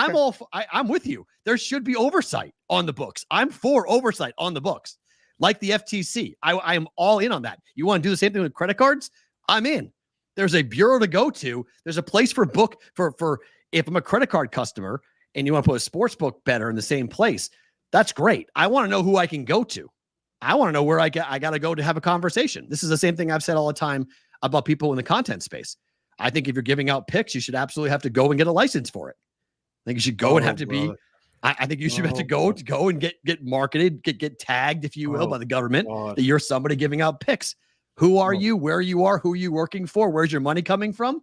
You think that's a good idea? Yes, I've always said that. I've 100% that's a good idea. That should be a policing situation. So you can't just have Boilermaker guys running in and running out, and just because they can sell it on social media, they give out half the side here and half the side there. Absolutely, yes, to do that. That will be impossible because it's state by state. To do it federally was the only way to do it. And you can't do it federally when you have a state by state breakout. So that doesn't work. The government's our country's already determined that we're going state by state. Maryland's trying it in some form or fashion. Not really working all that well, as far as we can tell. As of right now, it's not really going very well. Before we let go of Sports Grid and SiriusXM, July is the worst month for sports, right? Like there's not even a question on this, how bad. Like this is a cool graphic as to what goes on here during these. The blue is the regular season. The red is the postseason. And you go down the month of July. There's no playoffs. There's a little PGA. Like one thing in the PGA, the Open Championship. There's just nothing. I can't think of. It's not January because the games mean the most in January. Uh-huh. Could it be December? December's pretty good. March is pretty good. April's pretty good. I mean, look at April. April's phenomenal. I mean, December has all the big sports up top, but nothing else. Yeah. It's July or maybe December. As far as July is the worst. July is bad. There's nothing. July is tough. Look, there's just nothing going on in July. Like there's Major League Baseball. Okay. There's PGA Tour. Great. There's MLS. No one cares. There's NASCAR. No one cares. WNBA. People kind of care. It's a new thing. Yeah. It's not even close. It's just absolutely brutal for the worst month. July is just somebody said to me, they're like, you seem like you don't care right now. And I'm like, no, I don't care right now. I'm furious about what's going on right now. There's nothing fun going on right now in the sports world. Like it is dog days upon dog days of summer. So yeah, I'm not even remotely. I'm so excited for college football. Like if somebody wants to knock me on the head really hard and wake me up on August 20th, I'm good. Like crack me on the skull. And then I wake up and I'm like, it's August 20th. Let's go. Listen, I'm excited. Don't do that directly. Like we're going to be out and about signing people up. Don't nobody go cracking I'm him just on the saying, head like from a sports perspective, not from a work perspective. We got work to do. We're going to Reno Friday. We got work to do.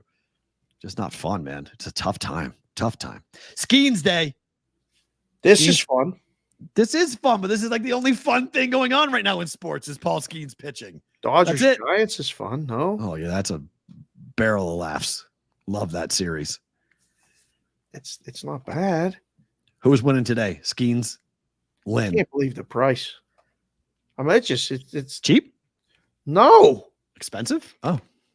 Lynn sucks. Fine, but like on the road, I'm trying to think. I'm going to have to, check. Not doing Sports Grid later, but I'm curious if somebody can find when the last time the Pirates were minus 185 over SoCal. Where are you? I mean, this is a while. SoCal, go find that for us. He's talking about tennis. We're not talking about tennis, SoCal, but go find that number. It's got to be like a Garrett Cole start. Not that. Last time was that heavy? Has to be. Okay. But they won 2-1 yesterday. We going over or under 7.5. Big debate here. Ping pong back and forth. 8, 7.5. 8, 7.5. I just left Pittsburgh. It's nighttime in Pittsburgh behind me every day. Do they hit tonight with Skeens on the Hill? I think they do. Run line, baby. Run line. Wow. They're going to hammer Lynn. Under might hit, but I think it's like a 5-2 win. I hope you're right. Pirates team total over. It's 4.5. Ooh. All right. The books are paying attention. I mean, the K prop for Skeens is 8.5. Yeah. Ain't playing around though. I looked at it. I was like, ain't playing around. I was like, damn it, it's 4.5. Yeah. One more. Sale and the Reds. Chris Sale goes to the mound. When does Chris Sale turn back into a pumpkin? Not tonight. Not tonight. I don't think so. 7.5 for a red total. 7.5. Just because the Braves don't hit. Yeah, but it's in Atlanta. It doesn't matter. Braves don't hit. One of the top under teams in baseball. Braves and under. June 17th, Pirates were minus 190 home favorites. SoCal DJ. Thank you. Just this season? Yeah. Well, that was Skeens probably. Skeens start. Oh. Okay. Wow. That's fine. Yeah, Braves and under. Braves and under. Yeah. Under 7.5. Yeah, I can see the under. I like the under of the game. I'm not sure about the Braves winning the game just because I expect Chris Sale to have a bad start at some point very soon. He's going to start to. Did you take the Reds plus a 1.5? Did not. No. Okay. What's the juice on that? 130? Let's see. It's gonna be expensive now. Minus a quarter. Okay. Yeah, that's not a bad bet. It's not too overly heavy. If you guys are with us live on YouTube and Twitter, don't move. If you're with us on the replay on Sports Grid and SiriusXM, thank you for being here. Back tomorrow, same place, same time for you guys. The rest of you, do not move. Bonus time now.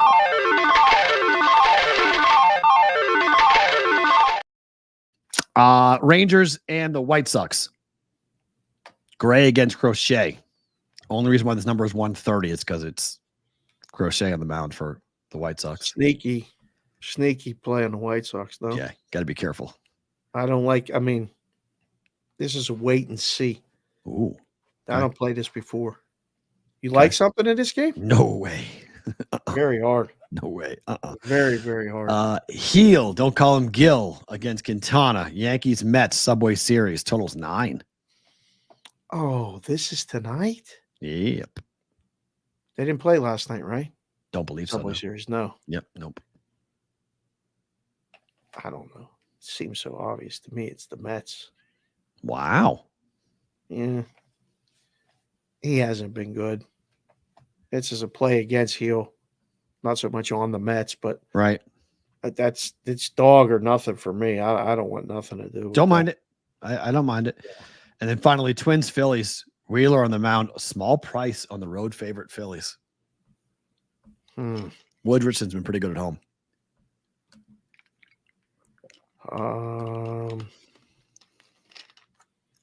Damn, I hate these. Right? Especially because the Phillies have been playing well.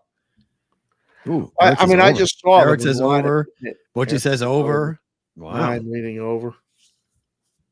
In which game? That must be the last game. Oh, Yankees Mets. Must be the Yankees Mets game. Yeah, Yankees Mets. Over 9. Over 9. I was thinking the same thing. That's why it's Mets. Nerfy, this one. Ooh. Oh.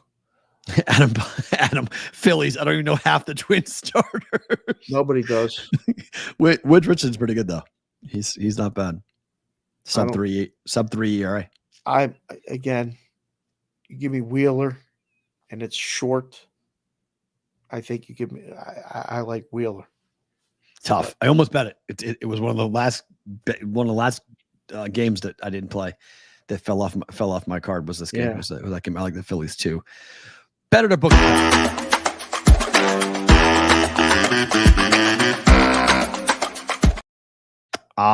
Let's go to the Pirates run line. Skeens plus 120. Fade on Lynn more than anything. Fine. I don't like laying too many run and a halves at home, but Skeens Day. You guys you've won 9 of 11. Like no joke. You're rolling. You're rolling right now. No joke. Get on board. Joke. Get on board. Good atmosphere. People, the Cardinals played, I thought, over their head to end the first half of the year. And I think the Pirates have a lot cooking right now. This is, playoff type atmosphere. Plus major 110. hype. Okay. Yeah. I got better. Major hype. I got plus 120 last night. This would be a bet. This is again, not a big fan of home team run line, but when you don't want to lay minus 185. Yeah. No thanks. Take your shot. And then finally, Orioles and the Marlins over 8.5. Ooh. The Marlins are the number 1 over team at home this year, and the Orioles are the number 2 over team on the road this year.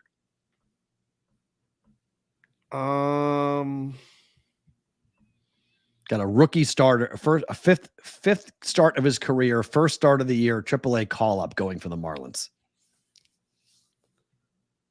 And the dude that the Orioles are throwing is not good. Yeah, they play over games when that's fine. I think this is a bet as well. I was looking at this one earlier. I mean, the interleague matchups today are tough.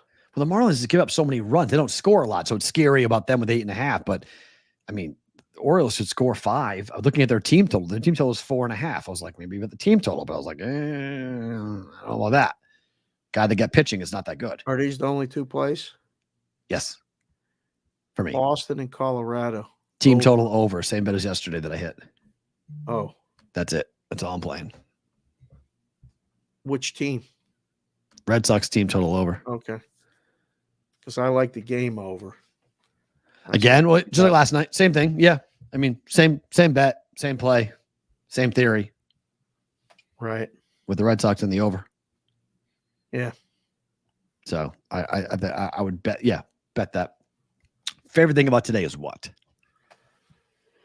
2 things. One, the trip to Pittsburgh was awesome. Mm-hmm. I get off the plane at 5:30 or so in the morning. walking through the Pittsburgh airport. One, Permandy's is open. They open at 5 o'clock in the morning. I can't believe it. You can get breakfast sandwich, a lunch sandwich, all that stuff. And there's a line to get in there and a place called Brugger's Bagels. I don't know if you ever Brugger's, of course. It's East Coast. Yeah. Right. An East Coast thing. And I was like, man, yeah. this is crazy. One, the airport smelled great. Two, I turned a corner and there's a lids there. And this guy, Corey, is working. And I got the Muhammad Ali t-shirt on and the Harlem Globetrotter hat, which is my travel hat. Like that. I wear that every trip I go on. It's my good luck hat. Okay. So he's like, that is the nice. I love that t-shirt. We spark up a conversation and he shows me to the sale rack, in which case I got this. I didn't have a City Connect Pittsburgh Pirates jersey. There you go. So I picked this one up and it was unbelievably discounted. Good. And I start walking around the store. Now, I already had the hat, but I did not have this one with the stars. This is that BP hat, the Stargell Stars. I picked up a script Pittsburgh, which I wore early on the show. And this has the All-Star patch from 1994 on there. And then this old school or new school pirate emblem guy, black hat, red bill. So it was a major haul for me before 6 o'clock in the morning. And he's watching the show. He's into the betting. And he's like, look, I said, I got a hat guy in Vegas, but I could use a hat guy in Pittsburgh. There you go. So we got a hat guy in Pittsburgh. Hopefully, welcome to the brigade, Corey. Hi. And he did get the Wiz Khalifa bobblehead doll because it was Wiz Khalifa bobblehead night on Saturday night. And I did not because I was out in the parking lot, which is my second favorite thing about today. Visiting with college fraternity brothers that I haven't seen in 25 years. Wow. 20 years maybe, and then another one PJ who I've seen out here a couple times. It was, I don't know what the words are to use to describe it, but it is fun. And Norm brought his son Nate, who I took a picture with. He thinks we're big time. Nate loves the show. He's a Philly kid. He came in full Phillies gear, City Connect, the whole deal. In the shirt, I got to admit, it looks great in person. Not sure about it until I saw it in person, but it's pretty nice. It's not really their colors, but that's a different story. But visiting with family and friends like that was worth the trip itself. And then the last part was I stayed at my friend Moses the barber's house. Oh. And he's got this dog. Him and his wife are dear, dear friends of mine. I've known him since he started cutting my hair at 10. Wow. And Mark, if you're watching the show, this is the result of Moses cutting my hair. I am now bald and going to be bald the rest of my life. It comes back. It just doesn't come back here. I'm just teasing you, Moses. He's got a dog, a bull mastiff. Oh, my. Mavis. Means he's got a kid, not a dog. It's bigger than a kid. He eats more than a kid, too. I pulled up before everybody was awake at his house, and Mavis was already outside. I wasn't getting out of the car because I was like, I don't even know how to greet this dog. I'm a little nervous. This dog don't know me. So thank goodness. It's a big boy. Moses was up and he came out and he said, this is Mavis. And Mavis and I bonded for 4 days. You want to talk about a cool dog? But the slobber, number one. 2, it sheds a lot. And 3, when it runs into you, like it's already at your ball height. Like Mavis ran into me twice with the head that I was like, arm. And he's like, oh, she really likes you. I'm like, no, she really likes me. So it was a tremendous trip. And thank you to everybody that took care of me while I was back there. We're setting something up. I'm telling you, we might just get a call where it's like, all right, you guys got to come here and do a show. Okay. Pittsburgh Brigade meetup would be fun as hell. Oh, that would be tremendous. Yeah, we want to do that. I mean, that's one of our 2024 goals. Yes. We're going to accomplish it on Friday. My favorite thing about today is that we're back. The show is back and we're headed to Reno on Friday. Yep. He's going to be back here doing everything for us. So we're all set to go. And I'm excited to kind of get up there and check out everything and hang out and sign people up and be a part of the weekend up there for our friends at Circus Sports. It's going to be really fun to do that. And then we've got Alex Kane. It'll be fun to catch up with Alex tomorrow for a Whale Watch Wednesday with those guys coming in with us tomorrow. And, we're more calls and conversations and everything else going on. So it's a busy week. It's a fun week. It's July, but we're heading, I just got, I don't know, last like 50, I don't know, probably 5 weeks or so. I've been thinking about football more and more and more every day. And the closer we're going to get to it, the more exciting it's going to be. I mean, it's going to be such a fun season. I cannot wait. Had a really good conversation with Michigan fan Trevor. Okay. He's born in Michigan, grew up in Florida and Tampa, and he's out driving around, working during the day. He's like, I don't think I'm ever going to be able to watch it live during the chat, but I will watch it later, because I showed him. He got on the thing and saw a clip or two and was like, this is pretty good. I'm like, thanks. I think you'll like it. Mm-hmm. We had a debate over the sandwich and stuff. College or pro? What are you more excited about this year? This year, not even a question. Is college.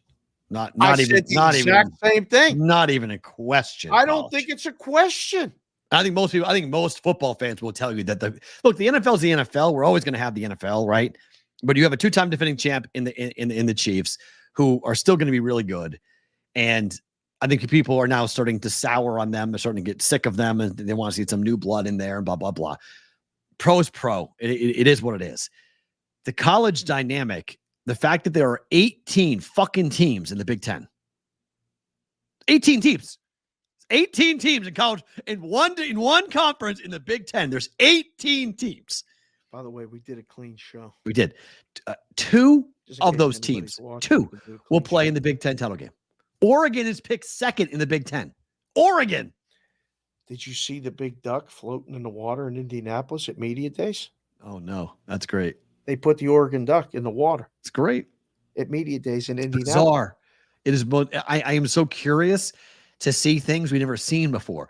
It's either going to be an absolute fucking train wreck, or it's going to be unbelievably fun to watch weird things happening with Georgia hosting Texas and Oregon playing, a Big Ten schedule.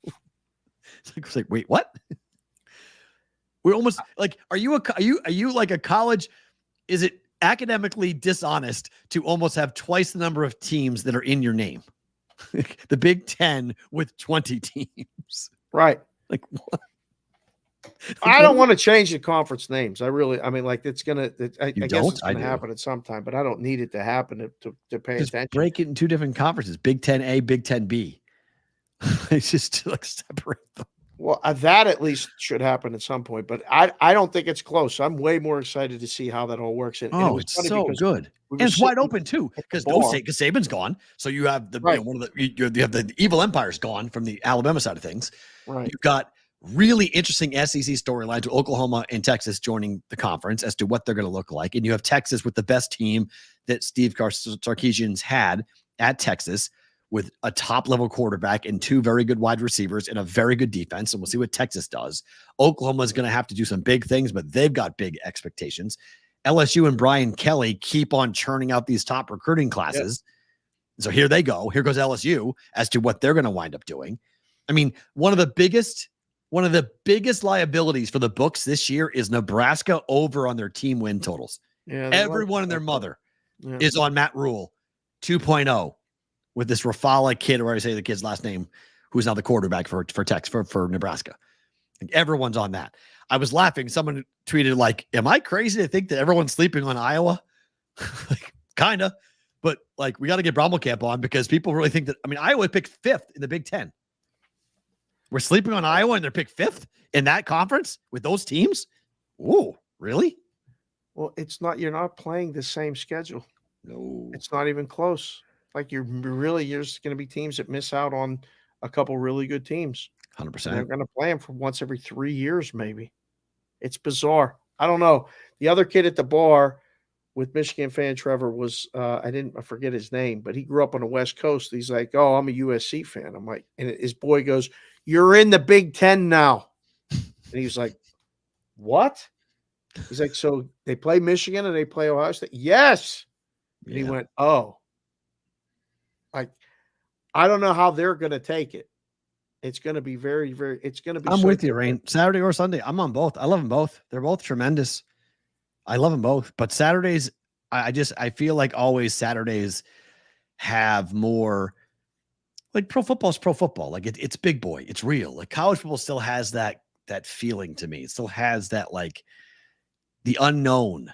These are kids still. These are 19, 20, 20-year-old kids. They can still do crazy things and do dumb things, bad things. It's still fun to bet Iowa unders. Just sit there and sweat those things out. Like, there's certain things that are fun to bet and fun to do with college football that are different than the pros. So I said it. I started to see it when I finally made the move to the M. The Saturday crowd was way different than the Sunday crowd. Way more passionate. Downtown was different. It was just busy because it was the weekend. But like when I went out there, I was like, yeah, it's a different crowd. Sundays for the Sunday drivers. Everybody comes out, but they only come out on Sunday. Saturday still has that marathon feeling all day. Fun. I love it. 9 a.m. to 9 p.m. Rock and roll. Pacific time. Rock and roll. Guys, thanks for being here. We got tomorrow, Whale Watch Wednesday. Alex Kane coming back. We'll have a lot to do. We'll see how things went for them with the Open Championship and a lot of these big bets that they've been taking for college football. You're seeing bigger and bigger and bigger plays coming in at Sport Trade. We'll do that coming up tomorrow for BVB. He's Dave. I'm Matt. Hope to see you guys back same place, same time tomorrow for another episode of the Bostonian versus the Book. Let's go, Bucks!